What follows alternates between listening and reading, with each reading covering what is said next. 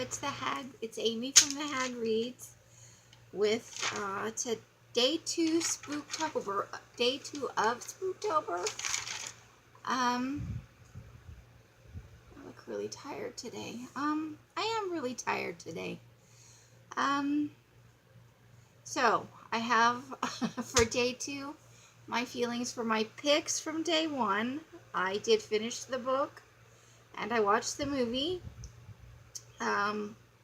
And then I'll talk about today's picks for reading today and reporting on tomorrow. My picks from yesterday, for the book, I picked The House Next Door by Darcy Coates. In the movie Demonic, which was released in 2015 and is available on Netflix. Okay, so how I feel about day 1. The book was super easy to read. I like, this is my 3rd Darcy Coates book, and I really like her writing. She does creepy pretty well. So far, everything I've read has been a haunted house, and there's a girl. I haven't seen any male characters yet, as the main character. So she writes about, haunted houses. Usually there's one female protagonist. In The House Next Door, and the whole title is The House Next Door, A Ghost Story. The protagonist is lives next door to the haunted house. Her name is Jo. And she lives alone, has a little bit of her own personal baggage that you don't find out about until a little bit later in the story. And she's kind of, at the beginning of the book, just describing how she lives next door to this house and how she knows it's haunted and some of the things that have happened. And then a specific thing happens and a family runs out of the house and they never come back. And then we move to 8 months later. A girl named Anna moves in, and Jo goes over to introduce herself, kind of a spur of the moment thing, and actually starts to become friends with the new resident, Anna. And the story kind of takes off from there. With her books, the haunting part of the story starts taking place almost immediately. There's not a lot of build up to it. It kind of just jumps right in.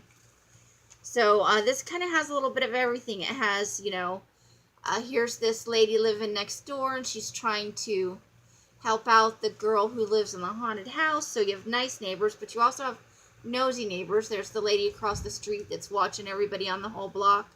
The woman on the other side is crabby and unpleasant.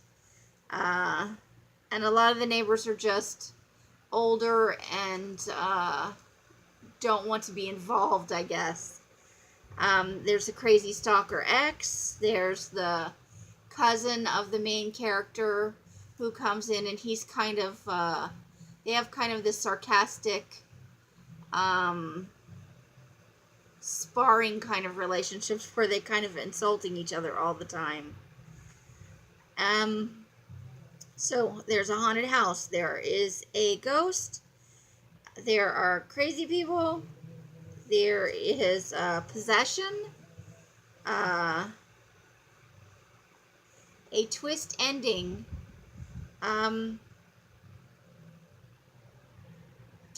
That I kind of saw coming, because it's an element I've seen, and I couldn't remember the name of the book. I should have gone back and looked at it, where you thought one thing about what was happening, but there was kind of a subtle flip as you came towards the end of the story.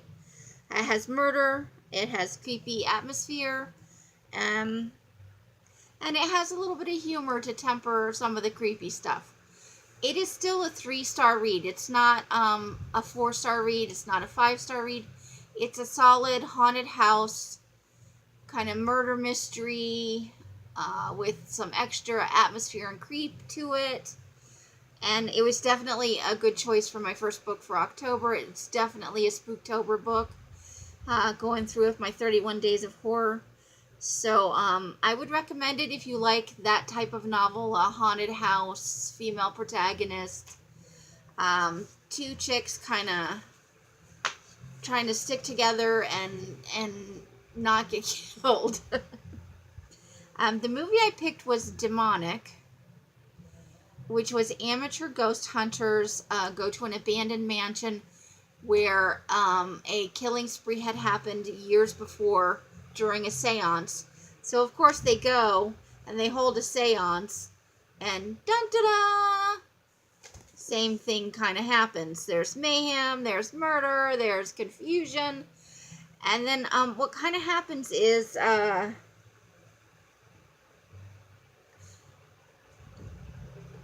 we're at the end of the story, and there's all this they at least took video cameras with them and tried to document this, but they're having trouble getting the footage to play, and there's apparently a lone survivor, but 2 of the 6 people are missing.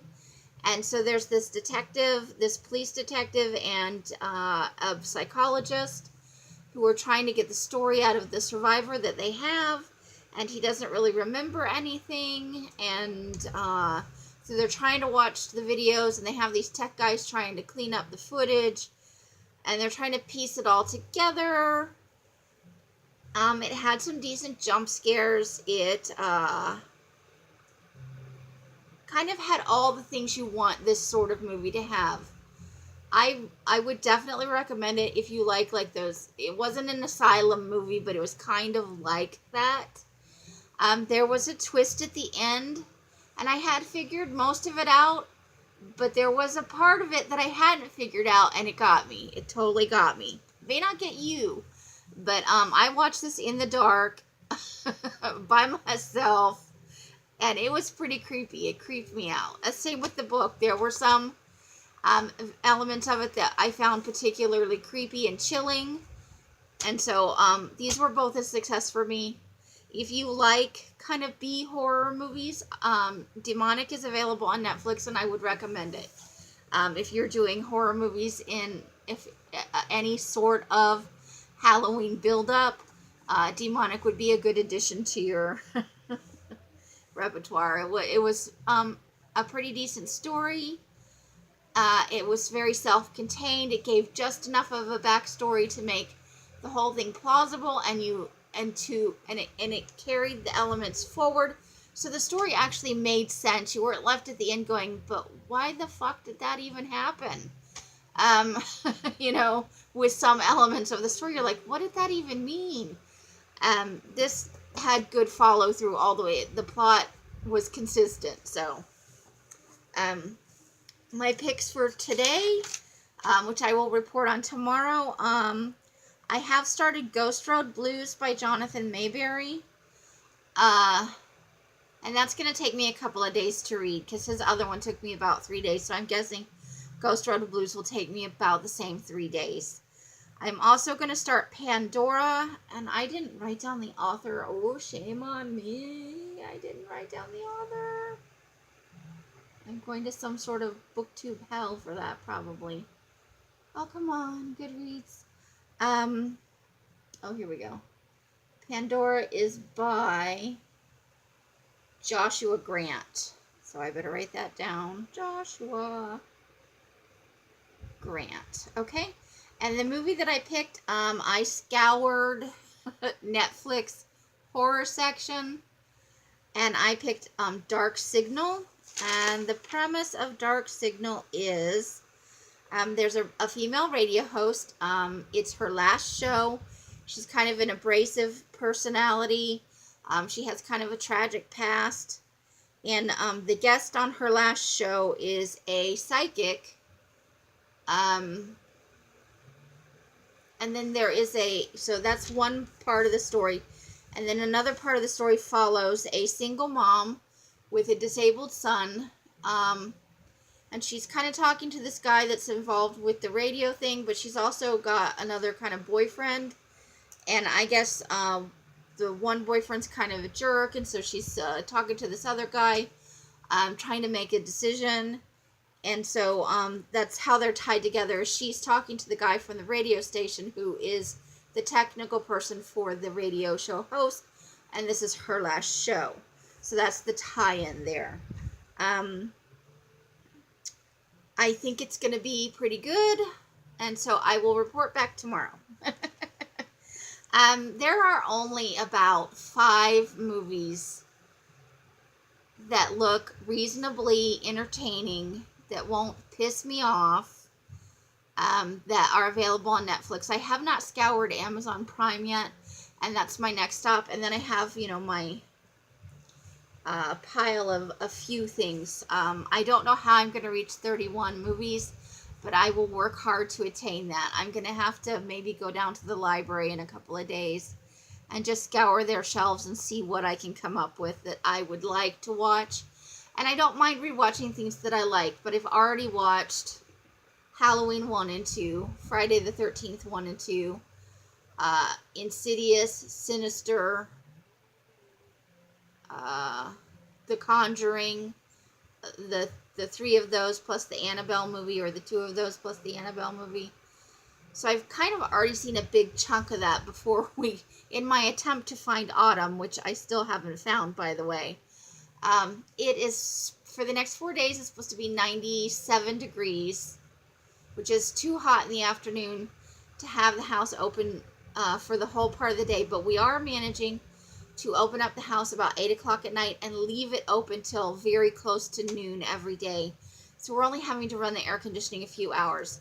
My son said that he saw the weather at work, and that it looks like starting next week and into the next couple of weeks, we're going to drop down into the 80s, and I have my fingers crossed for that, because that means we'll be able to leave the house open all day long. That will be the end of the high electric bills. We're talking, there were a couple, July and August, we're close to $200, and now we're around $150 for the bill, because it stayed so hot and the nighttime temperatures were not cool enough to open up. But now at least the nighttime temperatures are cool enough that we can have slightly more than 12 hours of the air not on. So that's a benefit to us. So my day 1, super awesome. I would recommend either The House Next Door by Darcy Coates or Demonic. And I will report back tomorrow on my progress with Ghost Road Blues. What I thought of Pandora if I managed to finish it. And Dark Signal, which was released in 2016 and is available on Netflix if you are interested in playing along with me. I will see you tomorrow with my next 31 Days of Horror, or my Spooktober festival here. Bye! Oh, and if you watched to the end, thank you so much. Happy whatever time of day it is.